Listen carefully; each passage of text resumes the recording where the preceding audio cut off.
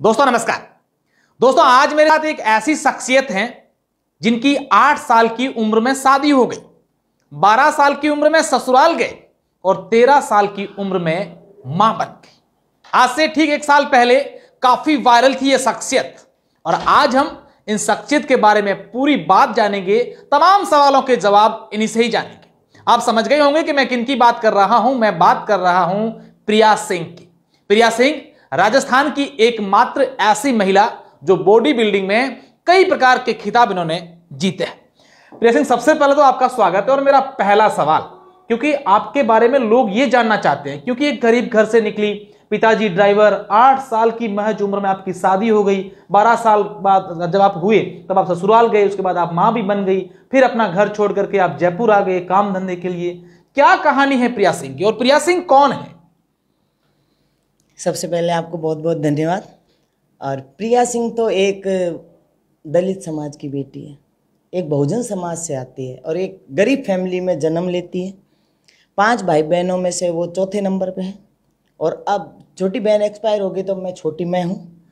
और पिताजी truck driver होने की वजह से एक बहन के साथ दूसरी बहन की शादी कर दी। गरीबी सबसे बड़ा जुल्म है एक तरह का, अपन देखा जाए तो। और कोई भी पिता चाहकर अपनी फूल सी बेटी को किसी दूसरे के हाथों में नहीं देता। मजबूरियां ऐसी होती कि जकड़ लेती है। तो वही मजबूरियों ने मेरे पिताजी को जकड़ा और मेरे पिताजी की मजबूरी ने मुझे जकड़ा। और मुझे जकड़ा तो मैं बाल विवाह सर्वाइवर हूँ, 5 क्लास तक स्कूल गई हूँ और ऐसा कोई काम नहीं है जो प्रिया ने नहीं किया। अभी चलो खेत में गुआर काट लेंगे, लकड़ी तोड़ लेंगे और इच्छाएं देखें, खुशियाँ देखें। एक देती ना, आप एक सोचो कि आपकी मनपसंद चीज़ क्या है, तो मनपसंद तो सोचने का मौका ही नहीं मिला। जो मिल गया खा लिया, जो मिला वो पहन लिया। ज़िंदगी में अभी भी कोई ब्रांड का शौक़ नहीं है, कोई महंगी गाड़ियों में खरीदने का भी शौक़ नहीं है। एक रबड़ होता है, आप एक सोचो उसको कितना खींचो, एक लिमिट के बाद टूट जाता है। वो मैं हूँ। उसकी कोई इच्छा नहीं है, कोई लिमिटेशन नहीं है, कुछ भी नहीं है। आप मिर्च रोटी दोगे वो खा लूँगी। उसका रीज़न ये है, जब खेलने की उम्र थी तब शादी हो गई, माँ बन गई। जब कुछ करने की एक थी कि हम कुछ करें, उस टाइम वो बकरियां चरा रही थी, 30-30 रुपए में बर्तन मांज रही थी, खेतों में काम करती थी, मजदूरी करती थी। अच्छा प्रिया सिंह, कभी लगा नहीं कि मैं कभी दुख हुआ कि यार मेरे तो अभी सब कुछ बाकी पड़ा है, पढ़ना है, लिखना है, आगे बढ़ना है, कुछ करना है, शादी भी हो गई, माँ भी बन गई? देखो, कुछ बनना है, लिखना है, पढ़ना है, मुझसे ज़्यादा तो आप जानते हो। आप ऐसे बाड़मेर जैसी जगह रहते हो, आपको पता है एक आदमी का अगर पेट भरने का साधन नहीं हो ना, तो वो बढ़ने का सपना नहीं देखता कि मैं कुछ बनूं। वो ये देखता है कि यार सुबह शाम आटा कैसे आएगा, बच्चों को खाना कैसे खिलाएंगे, बच्चों के लिए खाना कैसे आएगा। आज तो ये हो गया, इनके कपड़े कैसे आएंगे, इन ये जो मांगते हैं, क्या मैं एक बिस्किट का पैकेट के पैसे कहाँ से लाऊंगी। जब स्कूल जाएंगे तो ये भी देख के मांगेंगे बैग, कपड़े, वो कैसे आएंगे। तो बनना मैंने सोचा भी नहीं कि मैं बनूंगी, बट ये था कि यार ये तो एक तरह का होता है, ज़मीन पे नाक रगड़ रहे हो, या तो ज़िंदगी ख़त्म कर लो और अगर आगे बढ़ते हो तो इसके साथ तो नहीं बढ़ सकते। फिर क्या निर्णय किया? नहीं, ये किया कि इस चीज़ों से मैं बाहर निकलूं। कोशिश करी, फिर नाकाम हो जाती, फिर कोशिश करी, फिर नाकाम हो जाती। फिर सोचा कि कर ले, जो तेरे नसीब में लिखा है वो कोई मिटा नहीं सकता। मेहनत तुझे करनी है। आज कहते हैं ना, लोग कहते तू बहुत किस्मत वाली है, कहते हैं ना, अरे तू बहुत किस्मत वाला है, तू जहाँ खड्डा खोदेगा वहीं पैसे आ जाएंगे। एक कहावत सुनिए ना, ऐसा नहीं है। खड्डा खोदने के लिए, पैसे निकालने के लिए उसको खड्डा तो खोदना ही पड़ेगा ना, मेहनत तो खुद को करनी पड़ेगी। आटा ला के रख सकते हो आप अपने घर में, आटा गूंदना भी पड़ता है, रोटी बनानी भी पड़ती है, फिर रोटी थाली में डालनी पड़ती है। तो इसके बीच की जो साइकिल है ना, उसको कहते हैं मेहनत। तो मेहनत मैंने करी, ऐसा सोचा बहुत काम, वापस कोई कहते हैं 2000 दे देंगे, 3000 दे देंगे, कोई कहते हैं मेरे ऑफिस में पानी पिला दे, कोई कहते हैं मेरा झाड़ू निकाल दे, कोई कहता है कि मेरे बच्चों को खिला दे। ये भी ऑफर है? हाँ, बच्चों को खिला दे, ऑफिस में पानी पिला दे, झाड़ू, स्कूल में घंटी बजानी है। तो मुझे उस चीज़ों में ज़्यादा वो लगा नहीं। फिर एक कहते हैं ना, एक भूले हुए को रास्ता मिल जाता है। एक ऐसे ही मुझसे इंसान मिल गए, उसने कहा कि तू जिम में ट्राई कर। आप मतलब ये बात बीकानेर की कर रहे हैं, जयपुर की कर रहे हैं? जयपुर के। जयपुर कब गए थे आप? ये बात है 13-14 की। मतलब उस समय आपने सोच लिया कि यहाँ कुछ नहीं है जयपुर, तो वहाँ बीकानेर में रह करके आपने क्या काम किए थे कि भाई हाँ ये मुझे काम अच्छा नहीं लगा, मुझे कुछ करना है तो मुझे बाहर जाना पड़ेगा? जिस कल्चर से अपन है और जिस सोसाइटी से अपन है, शादी के बाद लिमिटेड 5 कलर है। हाँ। आप खुद समझदार हो, रेड, मैरून, ऑरेंज, येलो और पिंक। और महिलाएं, आप खुद देखो ना, जब रैली निकलती है तो आपको सारी छतों पे महिलाएं नहीं दिखेगी, मुश्किल से 1-2 दिखेंगी, या फिर कोई खिड़की को ऐसे करके झांकता है। तो मैं वहां रह के तो कुछ नहीं कर सकती, कर सकते। अगर घंटी बजती है तो माँ कहती है रुक तू मत जा, भाई जाई। अगर किसी के घर में भाई नहीं है तो बुजुर्ग जाएगा, बुजुर्ग भी नहीं है तो छोरी चुन्नी लगार जाई, देख कौन है पहली। बाहर लड़की खड़ी हो जाए तो कितने एलिगेशन लगते हैं। जिस कल्चर से, सोसाइटी से आते हैं, अब पश्चिम राजस्थान से आते हैं, पढ़ना तो दूर कहते पढ़ काई करी, दूसरे घर जानो। माँ कहती है दूसरे घर की, सास कहती है पराए घर से आई है, बेटी कहाँ जाएगी। पापा पे बोझ बढ़ना नहीं था, क्योंकि बाप की खुद की मजबूरियां थी, तभी तो बाल विवाह सर्वाइवर। फिर आप जयपुर आ गए। हाँ। क्या एक ऐसा ऑफर आया था जो आपको आज तक खटक रहा है कि यार मुझे ऐसा क्यों कहा, कितने रुपए का ऑफर आया कि ये काम कर लो, इतने रुपए देते? एक ऐसी कोई बात याद हो? नहीं, देखो ऐसा कुछ नहीं है। आज सीरियस मायने में अगर पुलिस भी थोड़ी बदतमीजी करती है ना, ऐसे धमका देते हैं। गुंडे मेरे से बदतमीजी नहीं कर सकते, शुरू से प्रण था। आज इतना नाम है ना तो ऐसे अंगुली नहीं उठा सकता कि कोई कैसे कह दे, शुरू से था। और पहले हम बहुत छोटे थे ना, जब टीबों पर बैठते थे वहाँ, तो उधर से कच्चे रास्ते से खेत जाने वाले बच्चे जाते थे, तो वो क्या कहते, सामान ले जाते थैले में। गुंडागर्दी तो वहीं से करते थे। टीबों से उतर के उससे सामान छीन के खा जाते और घर में घुस जाते। तो शाम को उसका दूसरे दिन उसका पापा आता, तुम्हारे बेटों ने ये कर दिया, तुम्हारे बच्चों ने ये कर दिया। पापा जी भाई साहब डंडा लेके आ जाते।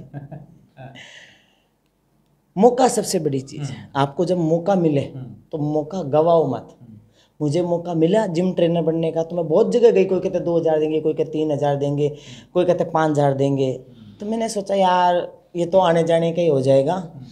फिर किसी ने बोला ब्रांड में ट्राई करो, ब्रांड में ट्राई किया तो उन्होंने कहा 8000 मिलेंगे। तो ऐसे खुशी का ठिकाना नहीं था। आप सोचो उस टाइम 8000 कितनी आज मिलते हैं 8000, तो ऐसे खुशी का ठिकाना नहीं था। तो ज्वाइन करी। और आज भी आप देखो, सर्च करो, आपको कितनी ट्रेनर मिलेगी, नहीं मिलती लड़कियां। एक्सरसाइज क्यों करेंगी? क्योंकि अपनी समाज की मानसिकता ऐसी है, सोसाइटी की मानसिकता ऐसी है, जिस कल्चर में रहते हैं वहाँ मानसिकता ऐसी है। आज हर कोई प्रिया की तरह बोल्ड होगा ना, तो ये रेप केस नहीं होंगे, ये अत्याचार नहीं होगा, महिलाएं खुद सक्षम होंगी। तो मैंने सोच लिया कि बनना है। अब बॉडी बिल्डर, अब मैं ट्रेनर बनने के साथ मेरी फील्ड में क्या कर सकता हूँ। इतना घुस गई इसमें कि मेरे को डाइट भी सीखनी है, मेरे को एक्सरसाइज भी सीखनी है, मुझे कुछ नहीं दिखना। क्योंकि वो ऐसी जॉब थी कि आप खड़े हो, अच्छे लोगों से मिल रहे हो, वहाँ डॉक्टर आ रहे हैं, वहाँ बहुत बड़े बड़े बिजनेसमैन आ रहे हैं। और वो जब बिजनेसमैन आपको ऐसे कह के बुलाते हैं ना मैडम, तो सोचो कि कहाँ हम कहाँ जूझ रहे थे, राज कहाँ है। तो वो जो चीज़ें, लोगों की रिस्पेक्ट ना मुझे यहाँ तक खींच लाई। अच्छा, कब आपके जहन में आ गया कि भी मुझे जिम ट्रेनर बनाना है? आपने कहा कि मुझे एक अच्छा इंसान मिला जिन्होंने कहा को जिम में ट्राई करना चाहिए। ऐसा आपको और उनको क्यों लगा कि जिम में ट्राई करना चाहिए? मेरी हाइट और पर्सनालिटी, वो भी एक लड़की थी, जुम्बा इंस्ट्रक्टर थी, तो उसने बोला कि आपको जिम ट्रेनर बनना चाहिए। अब मेरे को कोई लड़की मिलेगी हाइट पर्सनालिटी की, मैं पूछूंगी क्या करते हो, तो ऐसे बोला जॉब ढूंढ रही, तो मैं भी तो उसको कहूँगी आप जिम में ट्राई करो। तो उसी फील्ड की वो लड़की थी और उसने कहा कि आप जिम में ट्राई करो। और वो खुद लेके गई मुझे इंटरव्यू दिलाने स्कूटी पे। सबसे बड़ी बात देखो, कहते हैं एक महिला दूसरी महिला के पैर खींचती है, नहीं, एक महिला दूसरी महिला को बढ़ाती है। और मैंने भी उस दिन से यही प्रण लिया कि मैं जब मुझे मौका मिलेगा मैं महिलाओं को बढ़ाऊंगी। और मैं उस महिलाओं के लिए बहुत कुछ करना चाहती हूँ। महिलाओं के खिलाफ जो क्रूरटी हो रही है, तो मैं उसके पलट के उन सामने वालों को जवाब देना चाहती हूँ कि भाई साहब, तुम अब छत से नहीं टपके हो, पेड़ से नहीं टपके हो, एक महिला ने तुम्हें जन्म दिया है। और जब जन्म देती है ना महिलाएं, कोई नई जीवन की शुरुआत करती है, तुम्हें जीवन में ला सकती है, तो तुम्हारा जीवन खत्म भी कर सकती है। महिला इतनी कमजोर नहीं है। अच्छा, जब आप वर्ल्ड में अपना रिकॉर्ड बना था तब आपकी बेटी का इंटरव्यू हम लोग सुन रहे थे, वो कहते मुझे गर्व है मेरी माँ पर कि इस तरीके से संस्कृति, आपके काफ़ी वीडियो राजस्थानी कपड़े पहने हुए, वो क्या वाकया था पूरा? जैसे मेरी बेटी को मेरे पे गर्व है, तो मुझे बहुत गर्व है कि मैं एक बेटी की माँ हूँ और मेरी बेटी मेरी दुनिया है। मुझे उसने बनाया है, क्योंकि मैं सुबह 5 बजे निकल जाती, रात को 10 बजे घुसती, और 10 बजे घुसने के बाद आप आदमी में कोई एनर्जी नहीं रहती को अपने लिए कुछ करे। उस टाइम वो मेरा बैग तैयार करती, मेरे लिए नाश्ता रखती, ओट्स रखती, अंडे रखती, मेरे लिए ब्लैक कॉफ़ी बना के देती। दोपहर में आती तो वो मेरे लिए डाइट बनाती, शाम को आती तो डाइट बनाती, मुझे कौन से कपड़े कब चाहिए कब नहीं चाहिए। बॉडी बिल्डिंग का सारा श्रेय मैं मेरी बेटी को देती हूँ। कभी ये बात आड़े नहीं है आपके कि आपका जो बॉडी बिल्डिंग का कपड़े पहनावा, आपकी स्टाइल, कभी कुछ ऐसी आड़े नहीं है कि आपको ताने सुनने पड़े उस तमाम चीज़ों को लेकर? शुरुआत में देखो बहुत सारे ताने सुनने पड़े हैं, ट्रांसजेंडर हो गई है ये, और ये इसको प्रिया को सेविंग किट गिफ्ट करें, अरे प्रिया अब तो मर्द में और औरत में फ़र्क ही नहीं है, अब तो साड़ी पहनती तो ऐसा लगता है जैसे आदमी चल रहा हो, और बहुत सारे। पर जब आपके इरादे नेक हो और हौसले बुलंद हो तो पीछे पलट के नहीं देखना चाहिए। आज ये आरएलपी ज्वाइन करने के बाद आपको क्या लगता है कि मेरे वो ताने कम हो गए? उससे भयंकर ताने लग रहे। अच्छा, आप राजनीति के राजनीति की दुनिया में कदम रख लिया आपने? आरएलपी ज्वाइन करने के बाद तो पार्टी तो वही होगी ना, जिम में खड़ी हूँ तो मैं जिम ट्रेनर हूँ, तो मैं बॉडी बिल्डर भी तो कहलाऊंगी ना। कहाँ का विधायक बनना है प्रिया मेघवाल? देखो अभी तो सिर्फ ज्वाइन की है, ये तो भाई साहब का फैसला है कि वो क्या करना चाहते हैं। आपको पसंद कौन सी विधानसभा है? देखो मैंने पसंद नापसंद नहीं देखा, बीच में ऐसा कोई वाक्य हो गया था कि अब ये जो मेडल जीता है, बहुत जनता ने, समाज ने बहुत प्यार रिस्पेक्ट दिया। बीच में एक ऐसा वाक्य आ गया था कि प्रिया 7 महीने के लिए बहुत डिप्रेशन में चली गई थी, और वो वाक्य ऐसा था कि एक गाड़ी मिली थी और गाड़ी ऐसी थी कि वो किसी और के नाम थी, 3rd पर्सन के, वो मामला बहुत गंभीर था, उलझा हुआ था। तो उस वजह से कहीं और मेरी जॉब भी चली गई कि ये जो मेडल सर्टिफिकेट ये बंद करो, रैलियाँ, तब तो आप जॉब पे आओ, अदरवाइज मत आओ। 30-35 हज़ार की जॉब करती थी, और फिर वो गाड़ी मेड़ा वाला मैटर हो गया, और आज यहाँ स्टैंड है तो कहीं नौकरी मांगने नहीं जा सकते। और बहुत चीज़ों ने ऐसे घेर लिया था, तो उस टाइम ऐसा लगा था कि यार या तो प्रिया मर जाओ और या फिर इससे उठो।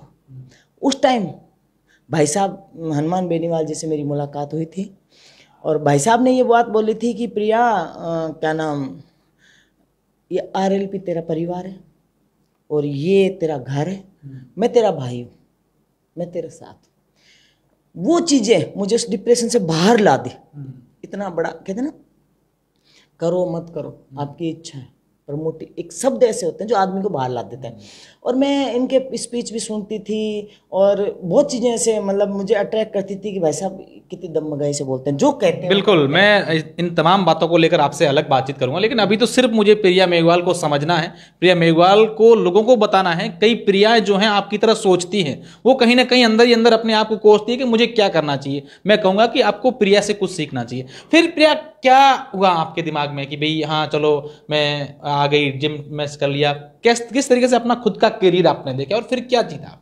देखो जिम ट्रेनर होने के साथ में मैं क्या कर सकती थी, और एक बात तो एक एज हो जाने के बाद में आप देखो यंग तो यंग ही होते हैं, और एज हो जाने के बाद में आप क्या करते, एक स्टैंड तो आपको लाना ही था, और बॉडी बिल्डिंग से बेहतर कुछ नहीं था। और फिर मैंने कंपटीशन भी देखे, लड़कियां भी देखी, जिस कॉस्ट्यूम की बात करते हैं आप, आज मैं मान लो स्टेज पे नज़र आती हूँ, सेलिब्रिटी में नज़र आती हूँ, बट उस टाइम तो मैं एक आम इंसान थी, और उस टाइम मैं उन हज़ारों लड़कों के बीच में खड़ी थी जहाँ कॉस्ट्यूम में लड़कियाँ बॉडी बिल्डिंग उनके पोज दे रही थी, और उन लड़कियों के लिए गलत कमेंट नहीं थे। आज की सोसाइटी क्या होती है, आप देखो लड़कियां अगर उस कॉस्ट्यूम आ जाती तो सीटियां बजाएगी, हल्ला मचाएगी, मतलब अभद्रता तक करती है। पर उस जगह ऐसा था कि वो लोग कहते भाई इसकी मेहनत देखो, इसके क्वाट्स देखो, हाँ उसके क्वाट्स देखो, उसकी हैमस्ट्रिंग देखो, उसकी मेहनत देखो, यार ये लड़की कितने सालों से मेहनत करे।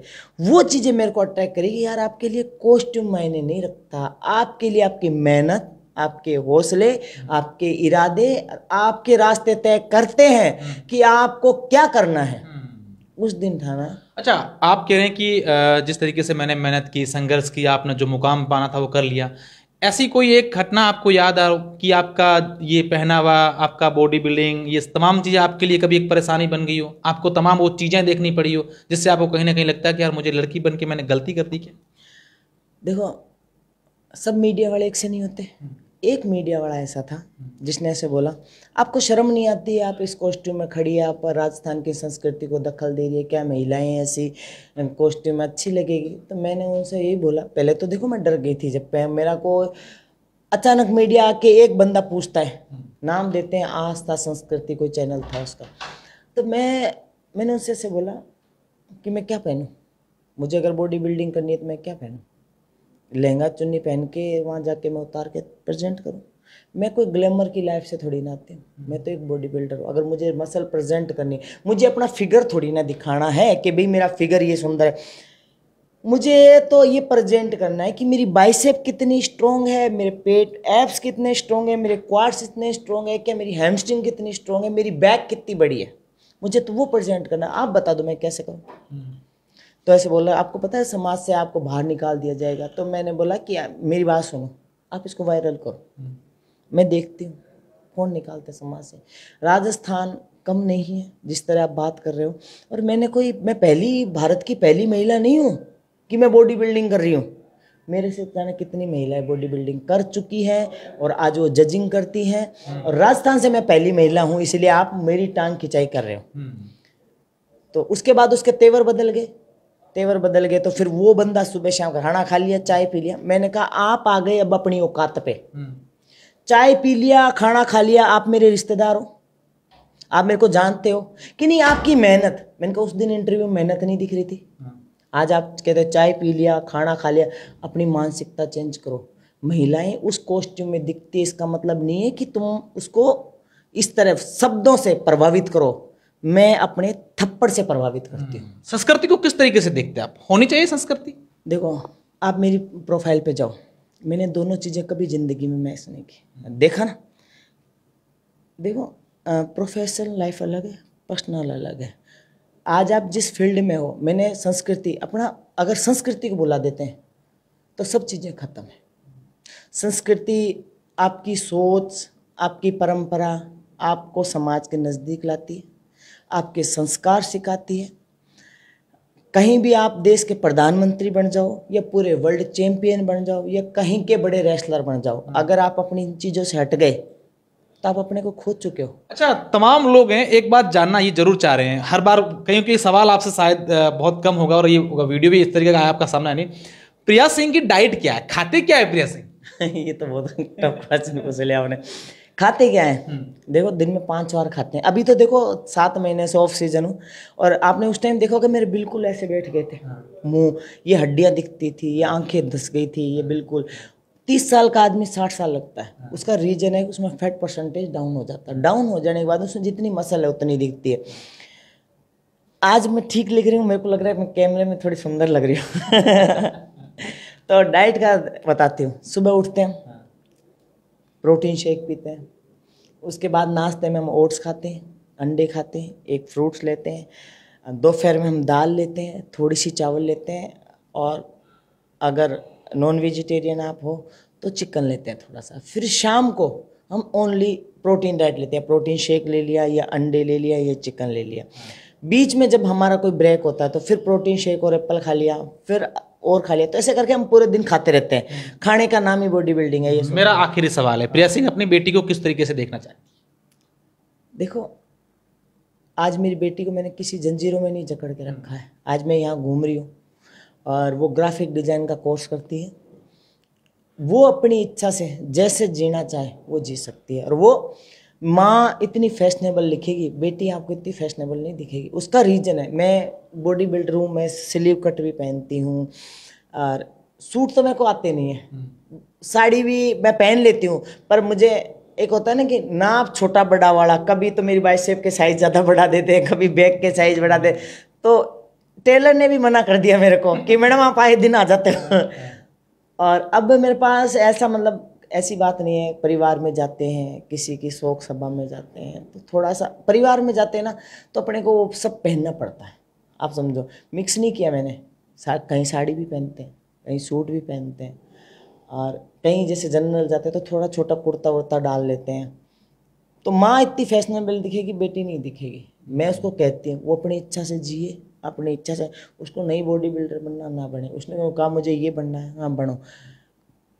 मुझे ये पता है मेरी बेटी ऐसा कोई काम नहीं करेगी जिससे उसकी माँ को देखना। बिल्कुल, ये प्रिया सिंह हैं। तमाम बातें इनसे जानी और कई सारी बातें आपको और भी इंटरव्यू लेकर जरूर बताएंगे। मैं चाहूंगा कि तमाम दर्शक इस वीडियो को शेयर करें और तमाम उन बेटियों तक पहुंचाएं जो बेटियां कहीं ना कहीं अपने मन में कुछ सपने लेकर बैठी है, लेकिन उन सपने उनके जो है वो पूरे नहीं हो रहे हैं। बहुत बहुत शुक्रिया, धन्यवाद।